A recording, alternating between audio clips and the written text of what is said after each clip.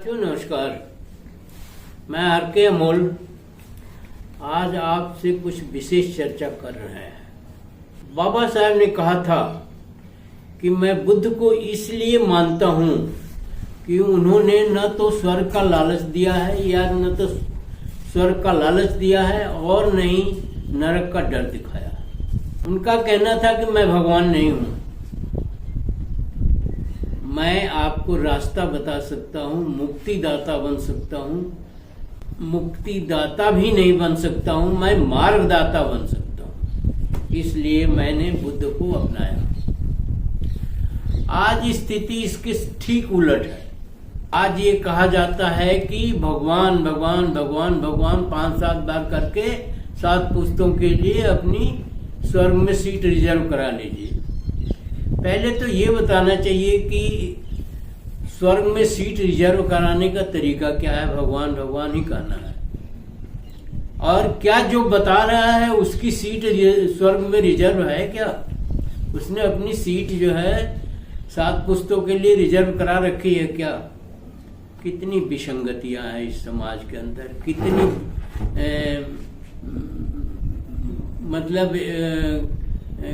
गड़बड़ियां हैं या ये कह लीजिए कि विसंगतियां हैं और लोगों को भ्रमित करने की आदत पड़ गई है। वो भी शासन के शीर्ष स्थान पर बैठ करके लोगों को भ्रमित किया जा रहा है।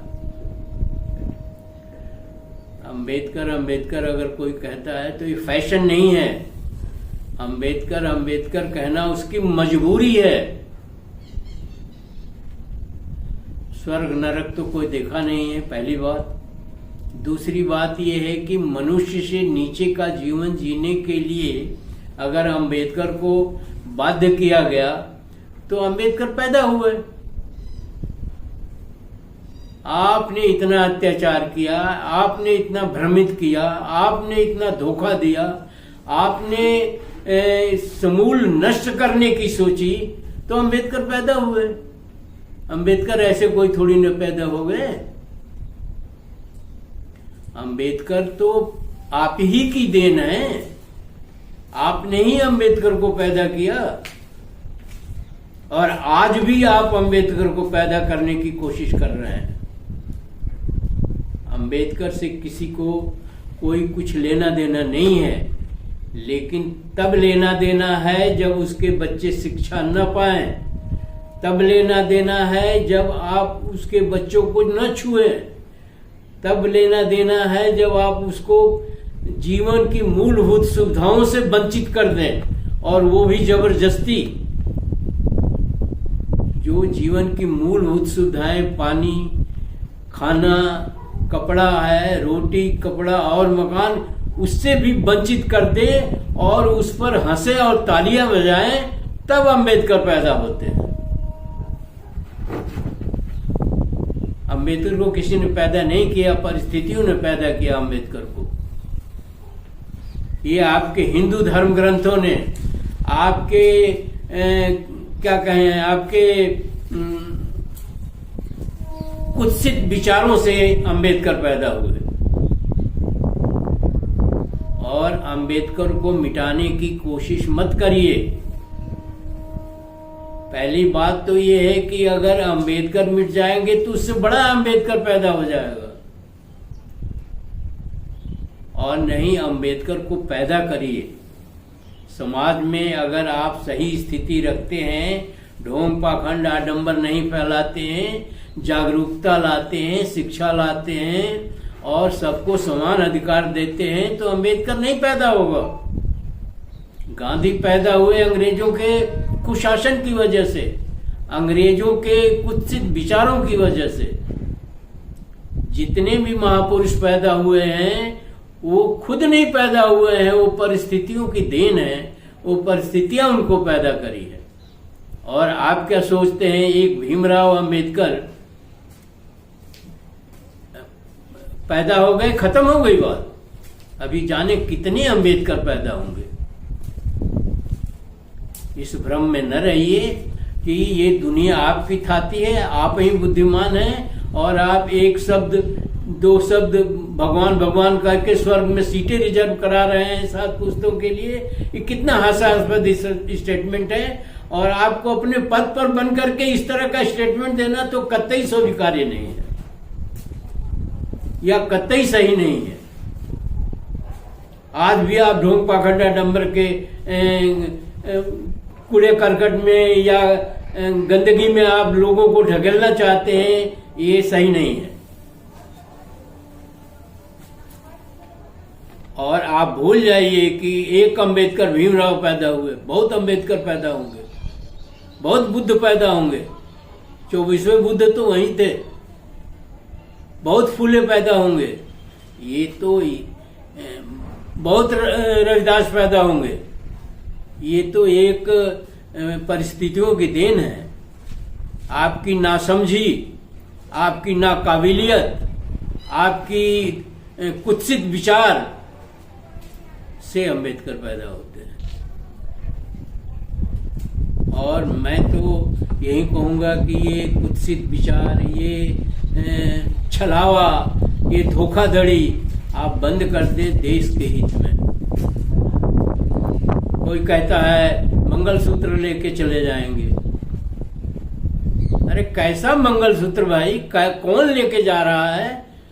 आप किसी को डरवा रहे हैं कि आपके घर में चोरी हो जाएगी। ये विचारधारा सही नहीं है। इस विचारधारा का अंत होना चाहिए और ये विचारधारा देश के लिए बहुत घातक है। इसी की वजह से बार बार मैं कहता हूं कि 755 साल आप गुलाम रहे हैं। और किसके गुलाम रहे हैं? अदना से लोगों के गुलाम रहे हैं जिनकी कोई औकात नहीं थी। एक किस्सा आपको सुनाए। एक राजा हुआ करता था बैजल, और तैमूर लंग का तो नाम आप जानते ही हैं। तैमूर लंग ने बैजल के ऊपर चढ़ाई करी और जीत लिया, और अपने सैनिकों को आदेश दिया कि बैजल को मेरे सामने पेश करो। बैजल जब उसके सामने तो हंसने लगा वो तैमूर लंग। तो बैजल ने कहा कि तैमूर लंग, एक छोटी सी जीत पर इतना न गर्व करो, इतना न घमंड करो, क्योंकि एक जीत भी कभी हार में बदल सकती है। और ये जीता हुआ जो तुम्हारा सपना है ये भी खत्म हो सकता है। तो तैमूर लंग ने कहा, मैं इस पर नहीं हंस रहा हूं बैजल, मैं अपनी जीत पर नहीं हंस, तुम्हारी हार पर नहीं हंस रहा हूं। मैं इसलिए हंस रहा हूं कि कुदरत को देखो, या जिसको आप भगवान कहते हैं, देखो मैं लंगड़ा हूं और तुम एक काने हो, मतलब एक आंख नहीं थी बैजल की, तुम काने हो और मैं लंगड़ा हूं। तो हम ही लोगों को क्यों जो है कुदरत राजा बनाती है? भाई काने को और लंगड़े को ही क्यों कुदरत राजा बनाती है? तो बैजल चुप हो गया और उभर कर ये आया कि जो हीन भावना से ग्रसित है, जैसे उसकी एक आंख नहीं है वो हीन भावना से ग्रसित है, वो लंगड़ा है वो हीन भावना से ग्रसित है। तो हीन भावना से ग्रसित होने को छिपाने के लिए हम लोगों को कुदरत ने राजा बनाया। मतलब आप हीन भावना आपके अंदर है, जो ये कहना कि फैशन हो गया है, ये आपकी हीन भावना को दर्शाता है। और आप हीन भावना से ग्रसित हैं, इसलिए ऐसा आपने कथन किया। हीन भावना से ग्रसित है कि ये छोटी जात का आदमी, ये बड़ी जात का आदमी, छोटी जात का आदमी बड़ी जात के सामने चारपाई पे बैठेगा, ये छोटी जात का आदमी बड़ी जात के सामने जो है घोड़ी पे चढ़ के जाएगा, ये छोटी जात का आदमी हमारे खेतों में काम नहीं करेगा। एक अन्य वीडियो में भी मैंने बताया है कि क्या सोचते हैं बड़ी जात या बड़े सब नहीं, सबकी मैं बात नहीं कर रहा हूं, सारे सवर्ण गलत नहीं है, लेकिन कुछ तो गलत हैं। तो उनके अंदर एक हीन भावना है कि ये हमारे सामने बैठेगा, हम इससे ऊंचे हैं, ऊंचे हों चाहे ना ऊंचे हों। बहुत सारे लोगों को मैं जानता हूं जो सवर्ण हैं और लंपट हैं।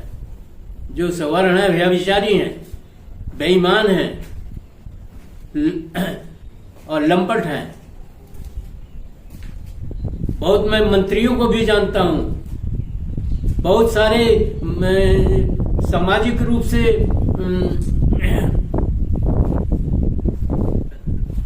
उच्च कहे जाने वाले लोगों को भी जानता हूं।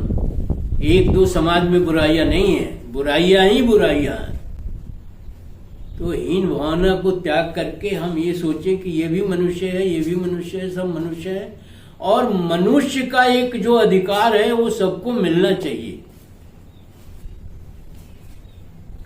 वो तो आप छिपा के चल रहे थे, वो आपके दिल में था, लेकिन उसको आप राजनीति की वजह से बोल नहीं पा रहे थे। उस दिन आपने बोल दिया, आपके कलई खुल गई, आपका सलियत खुल गई। कोई कहता है कि नेहरू पर दुनिया भर के दोस्त मरे जाते हैं, दुनिया भर की खिल्ली उड़ाई जाती है, दोस्त नहीं मरे जाते हैं, खिल्ली उड़ाई जाती है संसद में खड़े होकर के। शर्म आनी चाहिए। मैं तो यही कहता हूँ, नेहरू की परिस्थिति अलग थी, आपकी परिस्थिति अलग है। आज आपको तो नेहरू से ज्यादा गंभीर होना चाहिए, पर आप नेहरू के निचले पैदान पर आप काम कर रहे हैं, ये सही नहीं है। इसके बारे में शासन प्रशासन को गंभीरता से विचार करना चाहिए, देश हित में काम करना चाहिए और देश की मर्यादा को बनाए रखना चाहिए। बाकी दुनिया में कोई न लेके आया है न लेके जाया है, ऐसा प्रवचन देने के लिए 2 लाख रुपए ले लिए जाते हैं, तो वो तो सही नहीं है। ठीक है, इसी के साथ वीडियो समाप्त करते हैं। आप इसका मनन करिए, विचार करिए, और देश आपका है, समाज आपका है, और इसकी देखभाल और इसकी निगरानी और इसकी मान मर्यादा बढ़ाने का काम भी आपका ही है। धन्यवाद। जय नेहरू, जय संविधान, जय गांधी, जय बाबा साहब।